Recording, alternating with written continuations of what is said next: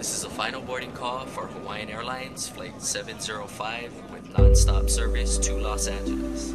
All confirmed passengers should be on board at this time. Mahalo.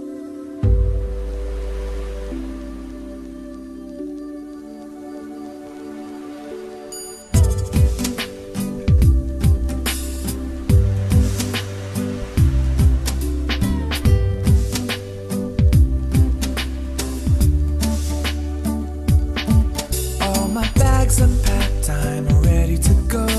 I'm standing here outside your door.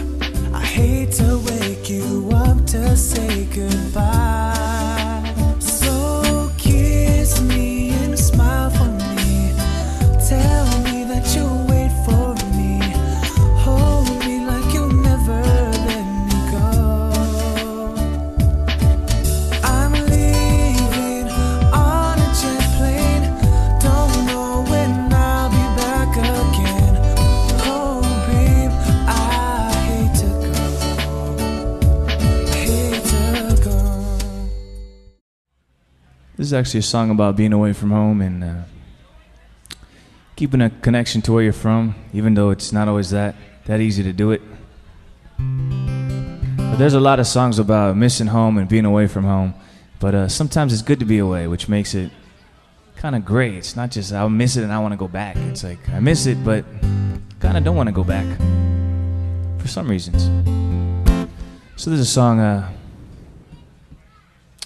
about that called One Foot on Sand.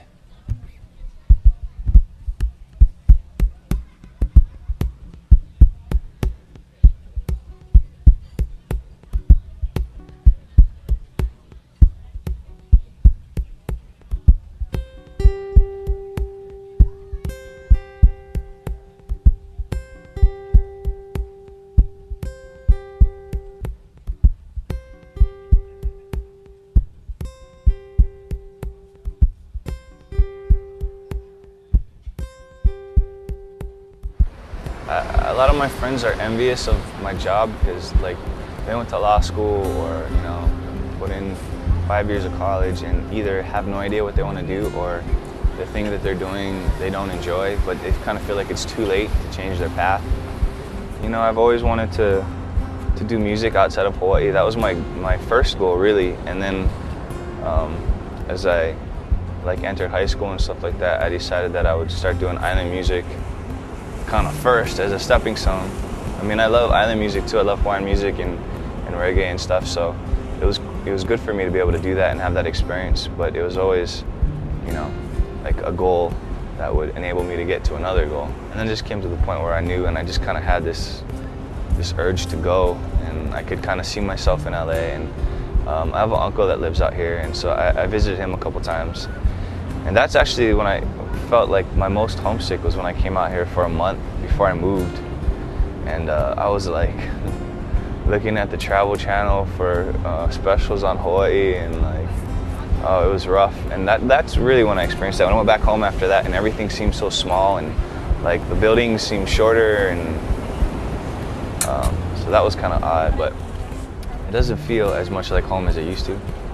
So I think for right now, I'm keeping the definition, like home is where my mom's at. But I'm sure that will change once I settle down, make my own home. It's kind of like a homeless stage, you know, this part of your life where you're not at home where you grew up, but you haven't really made a family nest for yourself, so you're just kind of, nothing feels quite like it used to. Like, you kind of have to be out here if you want to do it out here. Like, I know a lot of people that are in Hawaii that have, you know, dreams of making it in, you know, movies and music and other things like that, but it's kind of hard to get out if you don't leave, so. But the truth is, still the truth is, nobody knows it. Growing up in Hawaii and listening to that and playing that music and reggae definitely have an influence, you know, unconsciously or consciously. And now I'm doing a little more songwriter and I like singer-songwriter stuff, and I like soul music, so I try and mix those a little bit together. And I got tired of being like the bubblegum pop cover song guy that people thought I was, the gay freaking, you know, guy that plays soft testosterone-free music, which is a quote from a John Berger review. But that's kind of like what I got pegged as. So, I mean, I realized that was my image, and I was getting pegged like that, and so I thought it was time to purposely take a break from what I was doing and like let people sit with what I had and move on or whatever, and come back with something new and let people know, this is what I've been doing. I've been away, I've been working on stuff, and this is a new sound, a new vibe. And unfortunately, they keep releasing my own shit over and over again. But I have like a greatest hits CD and an unplugged CD that just came out that I had nothing to do with, so don't buy those. You had nothing The greatest. to do with I didn't it? even know that they were out until they came out. Well, there's two parts to the ownership. One part is the masters, which is those particular recordings of the songs, and then the song itself, the composition. So they own the masters. Compositions are mine, and a lot of them are cover songs too, so they don't own that. But that particular recording of the song, my performance that day in the studio, they own that. I mean, it really makes no sense because the record label pays for your album. So you're basically borrowing money from them to make your album. And then they recoup all the money back that they put out, right? So you paid them back for the loan, but they still own it. So it's like, you know, you get a loan from a bank to buy a house and you pay the bank back and they still own your house. So, I mean, it's frustrating. You know, there's, just because if you have, you know, stuff on the radio and people come onto your shows and you're doing well, as what people would define as being successful, it doesn't really mean you're good. Because a lot of stuff that I did I didn't think was that good and was really successful, and a lot of people that are really successful I don't think are that good. And there's a lot of people that I think are really good that aren't successful at all. Finding gigs in Hawaii for me was pretty easy because I released an album first, and then you know, you start doing promotional stuff, and then if your album does well, it's really not a problem getting gigs.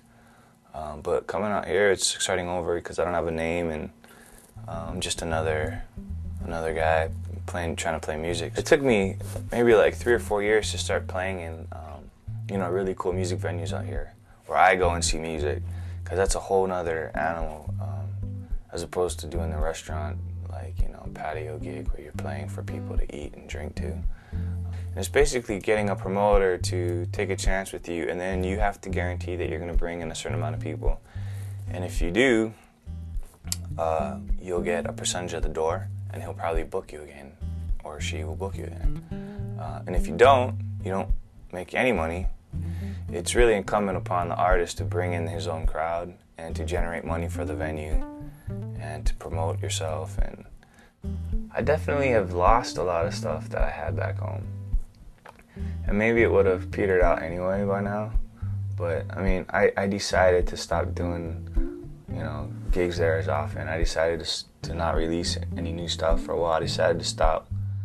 And there was some backlash from some of the radio stations too, like, or some of the people at the radio stations that, oh, Justin thinks he can like live in LA and yet come back and still get love from us here. But I go back now and I have a hard time getting gigs. It's a hard time to book places. I have a friend that has a band out here that they just went back to Hawaii and they booked like 5 shows and I couldn't get booked in the same places. And they're an unknown band, but people are like, Justin, he's not gonna bring in anybody, just kids listen to him. And I went back for my 10-year class reunion and I had a bunch of gigs lined up and a couple of them got canceled. So we're like trying to find some more places to play and I couldn't find a place to play. So, I mean, I go back and people still appreciate my stuff and that's nice, but it definitely, I've decreased my value there.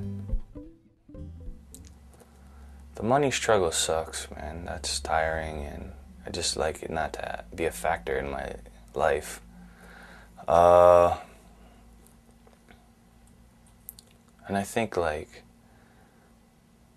as you get older too, like, our culture here, more than probably any other place, it's like getting older is a bad thing, as opposed to a lot of other places where, you know, people get older and they get more prestige, and, you know, they're the wise ones and stuff like that. And then especially in this business, when people lie about their age, and you know as you're getting older that your chances are slowly decreasing.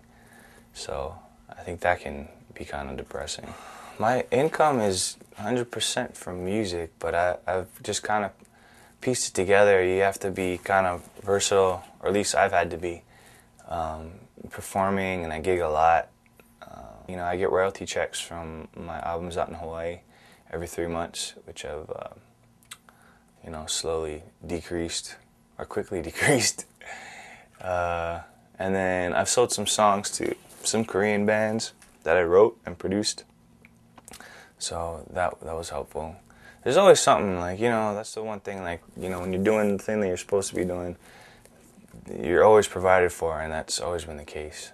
The worst case scenario is I'm playing the same shit I'm doing now in 10 years, which is a pretty crappy scenario. But I always believe, I mean, the thing is that I find interesting is when I was younger and I was a lot less developed in performing and writing, and I had so much more confidence. And now as I get better at playing and become a better performer, better writer, my confidence gets lower and lower. So it is kind of odd how that works. Because, I mean, when I was younger, I totally believed, you know, no matter what, like, I always believed that I was going to, you know, do all these things. And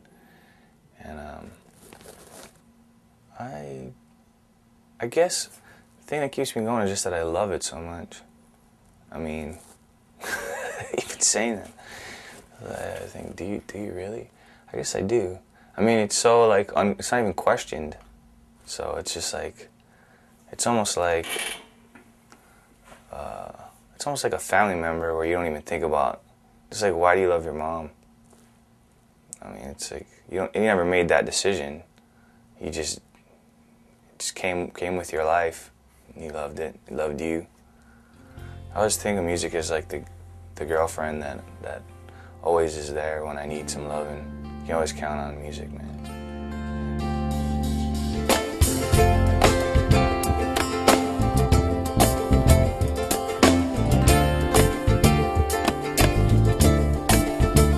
Holidays bring me home. My appreciation has grown. Warmer water, smaller bond, but some things here circle long. Sometimes I'll reach to meet the clouds, but I